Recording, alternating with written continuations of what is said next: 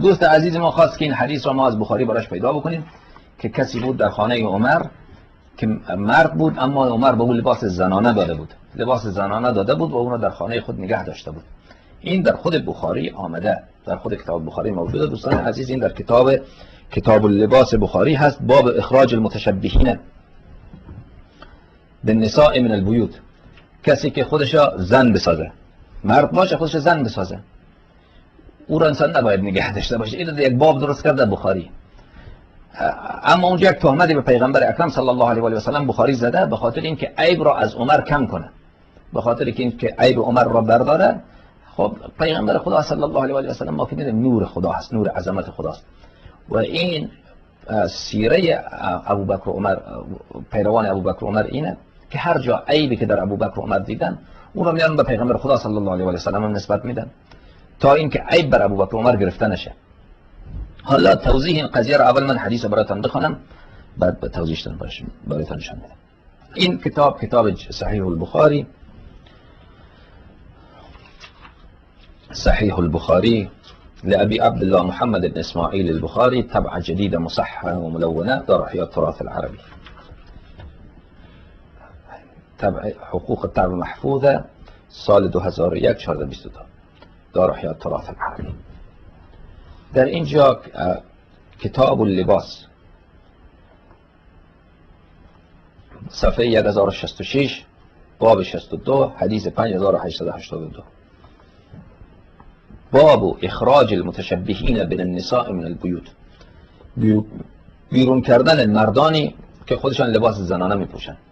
حالا شما شاید دیده باشین در بعضی کشورها اینجوری هستند، در هند، در اونجا اونایی که مخنث هستن، مخنثن، اونا خدا علیاذ بالله برای اینکه خلاصه کارای بد میکنن، اونا مورد لواط قرار میدن خودشونو، اونا لباس زنانه میپوشن. ان فلان ابن بخاری روایت کرده لعن النبی المخنثین من الرجال، رسول خدا صلی الله علیه و آله و سلم مردانی که این کار میکنن خودشون را، اونا رو لعنت کرده. و المترجلات من النساء، و زنهایی که خودشون را به هیئت مرد در میارن، زن خودش بله خودش به هیئت مرد در آورده. حالا اینا احادیث اوناست. مثلا زن آمده شمشیر دست گرفته، لباس مردانه میپوشه، در خیابان مثل مرد را میره. خب اینه.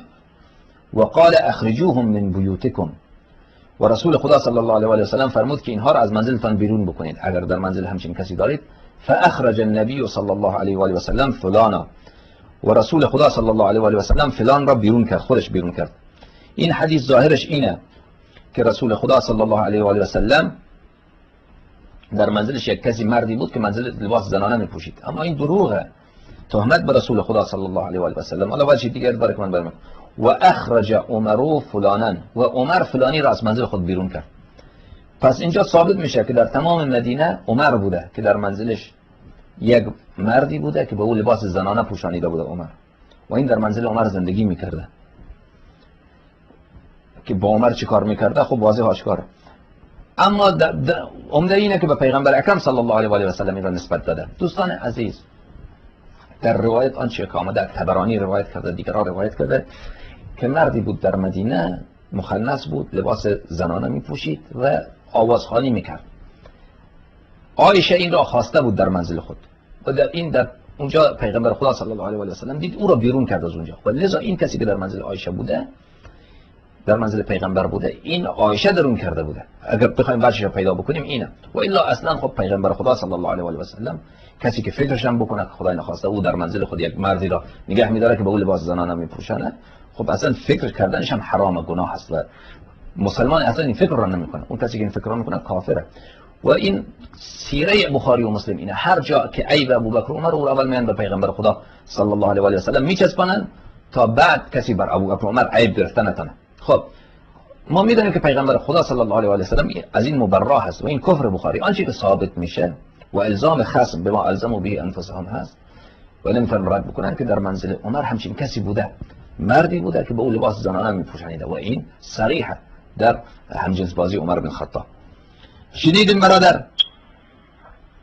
شنیدین مولوی اشهد ان لا اله الا الله اشهد ان محمد رسول الله اشهد ان علی انمالی الله مولوی که من گناه ندارم. این مولوی های ما بخش پدر مادر ما گفته بود، پدر مادر ما بخش ما گفته بود، ما گناه نداریم. خدا راستی آخر معنیش زنده باشی برادرم. من میگفت که شما خود قیقلق باز میکنید، مسلمان نیستین. همین قیقلق باز کردن هم خواهی مولوی ما بخش ما یاد داده بود.